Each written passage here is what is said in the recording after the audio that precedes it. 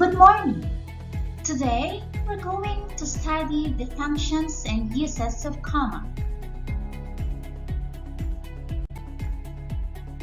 When we say commas, they separate words or group of words within a complete thought.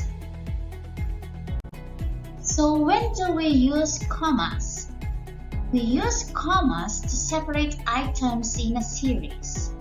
It could be words in a series. For example, Oman, Qatar, Bahrain, and Kuwait are some of the countries in Asia. The underlined words are words in a series. Or it could also be groups of words in a series. I searched for the lost contact lens in the sink, on the counter, and on the floor. The underlined groups of words are prepositional phrases. We also use commas to separate two or more adjectives that come before a noun.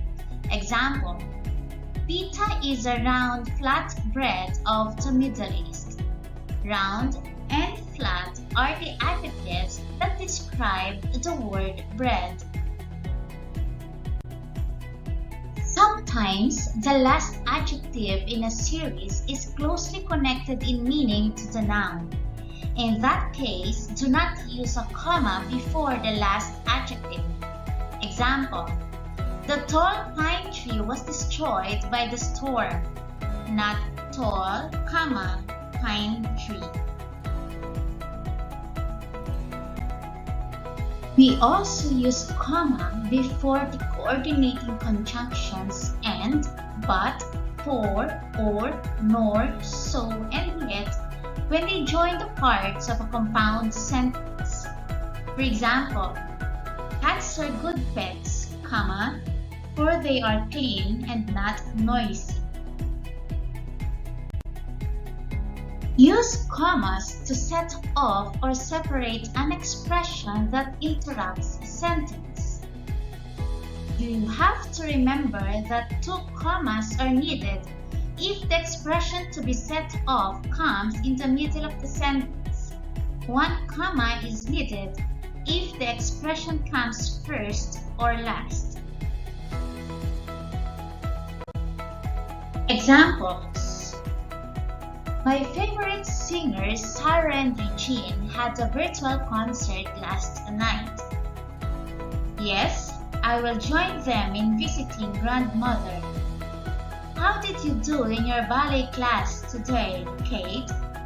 The underlined words Sarah and Regine, yes, and Kate are the interrupters, and they are separated from the rest of the sentences by commas.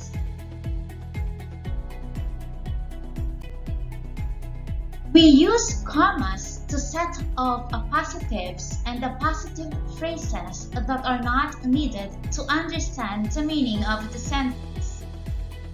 When we say appositive, it is a noun or pronoun that identifies or explains another noun or pronoun beside it. On the other hand, when we say a positive phrase, it is an appositive with the modifiers. Examples. The diver Mr. Cruz will coach us on the basics of swimming.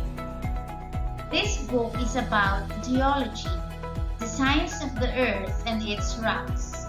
In the first example, the appositive Mr. Cruz identifies who the diver is.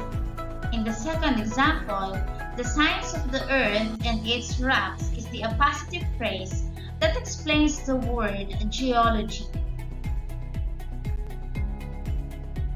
Do not use commas when an appositive is needed to understand the meaning of the sentence. Let us compare these examples. My cousin Lily lives in Laguna. My cousin Lily lives in Laguna. In the first sentence, the speaker has more than one cousin and uses her name to identify which cousin he means.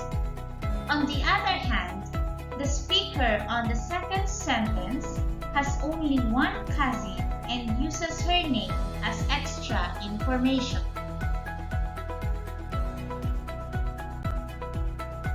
Use commas to set of words in direct address. Examples. Do you know who the visitor is, Carla? Miss Dolores Reyes. Can I talk to you? You are right, Claire. Tomorrow is the deliberation of honors. The underlined words are the words in direct address. You also need to use a comma after such words as well, yes, no, and why when they begin a sentence. Examples. Yes, I will join the dance club. Well, it is only you who can decide on that matter. We also use a comma in a certain conventional situations. A. Use commas to separate items in dates and addresses. Examples. Wednesday, May 12 will be a significant day for the couple. He was born on December 31, 1990 in Mendez, Cavite. B. Use a comma after the salutation of a friendly letter and the closing of any letter. For salutation, Dear Grandma, comma, Dear Peter, comma, and for the closing, Love, comma, sincerely, comma.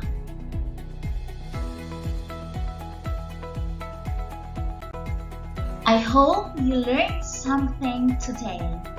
Once again, this is Teacher Riza saying thank you. Don't forget to like this video, subscribe to the channel, and click on the notification bell to be notified for all new videos.